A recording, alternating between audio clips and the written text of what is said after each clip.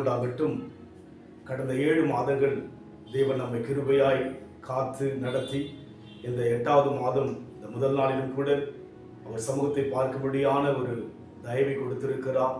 நாம் தேவன் தயை பெருத்தவர், கிருபையுள்ளவர், இரக்கமுள்ளவர், நம் மீது கருணையுள்ள தேவனாக நம் தேவன் இருக்கிறபடினாலே தொடர்ந்து இந்த மாதமெல்லாம் தேவனை தேடுவதற்கு நம்முடைய உள்ளான மனதை, ஆத்துமாவை தேவ சமூகத்தில் ஒப்புக் கொடுப்போம். இந்த வேளையில் கூட தியானிக்கும்படியாக மத்தேயு எழுதின சுவிசேஷம் 12ஆம் அதிகாரம் 50ஆம் வசனம்.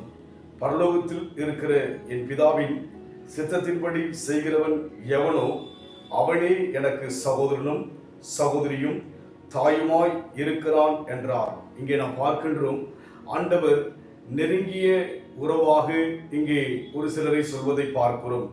அதற்கு முன்பாக அதே அதிகாரம் 47ஆம் வசனம் வாசிக்கும் போது, அப்போது ஒருவன் அவரை நோக்கி, உம்முடைய தாயாரும் உம்முடைய சகோதரரும் உம்மோடு கூட பேச வேண்டும் என்று வெளியே நிற்கிறார்கள் என்றார். ஆம், இயேசு கிறிஸ்துவுடைய தாயாராகிய மரியாளும் அவருடைய சகோதரர்களும் இயேசுவிடத்திலே கடந்து வந்து பேச விரும்புகிறார்கள். ஆனால் அங்கே ஆண்டவர் ஒரு தெளிவான வார்த்தையை சொல்லுகிறார். பரலோகத்திலே என் பிதாவின் சித்தத்தின்படி செய்கிறவன் எவனோ அவனே எனக்கு சகோதரனும் சகோதரியும் தாயுமாய் இருக்கிறார்கள் என்று அவர் சொல்வதை பார்க்கிறோம். ஆம், தேவனுடைய சித்தத்தை செய்யும்படியாக, தேவனுடைய விருப்பத்தை செய்யும்படியாக, தேவனுடைய எண்ணத்தை செய்யும்படியாக, தேவனுடைய வாஞ்சையை செய்யும்படியாக தேவன் நம்மை தெரிந்து கொண்டார். அன்றைக்கு இயேசு கிறிஸ்து உலகத்தில் வாழ்ந்தபோது பிதாவின் சித்தத்தை செய்யும்படியாகவே கடந்து வந்தார். பிதா என்ன நினைத்தாரோ அதையெல்லாம் இயேசு கிறிஸ்து செய்யும்படியாக உலகத்தில் கடந்து வந்ததாக நாம் பார்க்கிறோம். அதுபோல இன்றைக்கு வாழ்கிற நாம் கூட அவருடைய விருப்பம் என்ன, அவருடைய திட்டம் என்ன, அவர் நம்மை குறித்து என்ன யோசிக்கிறார் என்பதை அறிந்து அதை செய்கின்ற போது தேவ பார்வையிலே நெருங்கிய உறவாக மாறுகிறோம். ஆம், தேவன் இந்த உலகத்தை உண்டாக்கின தேவன் நெருங்கிய உறவாக இருப்பதை நினைத்து பாருங்கள். அது எவ்வளவு பெரிய சந்தோஷம். அதைத்தான் இங்கே சொல்லுகிறார். சீஷர்களை பார்த்து சொல்லுகிறார், இவர்களே என்று சொல்லி தன்னுடைய தாய் வந்தார்கள், தன்னுடைய உடன்பிறப்பாகிய சகோதரர்கள் வந்தார்கள்.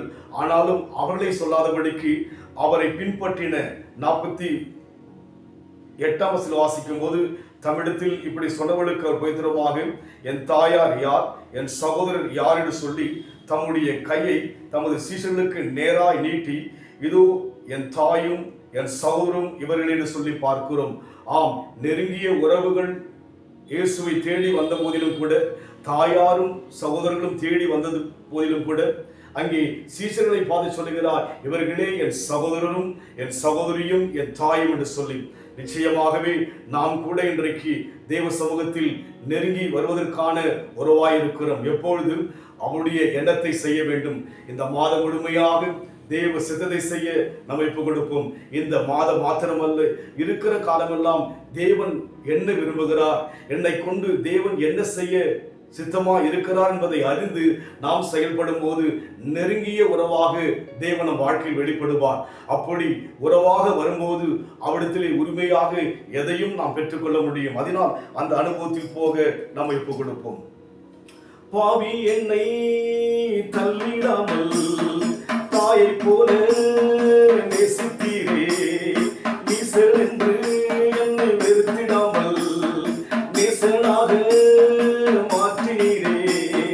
பாவி என்று தள்ளிடாமல் தாயை போல தேற்றினீரே, நீசர் என்று என்னை வெறுத்திடாமல் நேசனாக மாற்றிவிட்டீர்.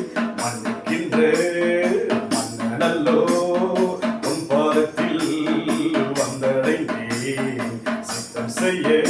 என்னை கத்தம் செய்தே, நித்தம் நித்தம் என்னை சுத்தமாக்கும். சித்தம் செய்ய என்னை கத்தம் செய்தே, நித்தம் நித்தம் என்னை சுத்தமாக்கும். நெருங்கிய உறவாக தேவன் நம்மோடு இருக்க விரும்புகிறார். ஆம், சீஷர்கள் அவர்கள் ஒரு மீனவர்களாய் இருக்கிறார்கள். அவர்களைத்தான் நெருங்கிய உறவாக சொல்கிறார். காரணம், அவர்கள் தேவனுடைய சித்தத்தை செய்யும்படியாக தங்கள் வாழ்க்கையை ஒப்புக் கொடுத்தார்கள். அதுபோல் நாமும் கூட வாழ்கிற காலமெல்லாம் நம்முடைய விருப்பங்களை விட தேவன் நம் மூலமாக என்ன செய்ய விரும்புகிறாரோ அதை செய்யும்படி ஒப்புக் கொடுப்போம். அன்பின் ஆண்டவரே, இந்த வேளையிலும் கூட கர்த்தாவே உம் சித்தம் செய்யும்படியாக நாங்கள் எங்களை ஒப்புக் கொடுக்கிறோம். விசேஷமாய் கர்த்தாவே, கடந்த 2 நாட்களாய் கர்த்தாவே, எங்கள் பக்கத்தில் இருக்கிற கேரளா மாநிலத்திலே கர்த்தாவே, அந்த வயநாடான கர்த்தாவே பெரிய பாதிப்புக்குள்ளாகும் ஆண்டவரே, இன்றைக்கு சேதத்தோடு இருப்பதை நீ பார்க்கிறார் ஐயா. கர்த்தர் இறங்கும்படியாய் செபிக்கிறோம் ஆண்டவரே.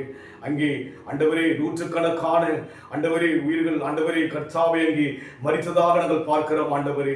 ஆண்டவரே, அந்த குடும்பங்கள் இழந்திருக்கிறவர்களுக்கு ஆறுதலை கர்த்தர் கொடுக்கும்படியாக அங்கே ஆண்டவரே அரசாங்கத்தின் மூலமாக அந்த ஜனங்களுக்கு ஆண்டவரே துரிதமாக நன்மைகள் கிடைக்கும்படியாக ஜெபிக்கிற ஐயா. ஆண்டவரே, உம் சித்தம் தேசத்துக்காக ஜெபிக்க வேண்டும். உம் சித்தம் ஆண்டவரே கர்த்தாவே அப்பா அநேக வேதனையோடு இருக்கிற மக்களுக்காக ஜெபிக்க வேண்டும் என்று ஆண்டவரே உம்முடைய சித்தத்தை நாங்கள் அறிந்திருக்கிறோம் ஐயா.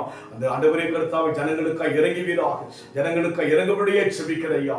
ஆண்டவரே, நீர் அப்பா ஆண்டவரே துரிதமாக அங்கே நன்மைகள் நடப்பதாக, இழந்திருக்கிற குடும்பங்களுக்கு வேண்டி ஆறுதலை கொடுப்பீராக, அவள் கண்ணீர்களை துடைப்பீராக. ஆண்டவர் பொறுப்பெடுத்துக் கொள்ளுங்க ராஜா. நாங்கள் தொடர்ந்து உம் சித்தம் செய்ய, உம் பிரியம் செய்ய, உம் விருப்பம் செய்ய எங்களை ஒப்புக் கொடுக்கிற ஐயா. பொறுப்பெடுத்துக் கொள்ளுங்க இயேசுவின் நாமத்தில் பிதாவே, ஆமென். கர்த்தர் ஆசீர்வதிப்பாராக. God bless you.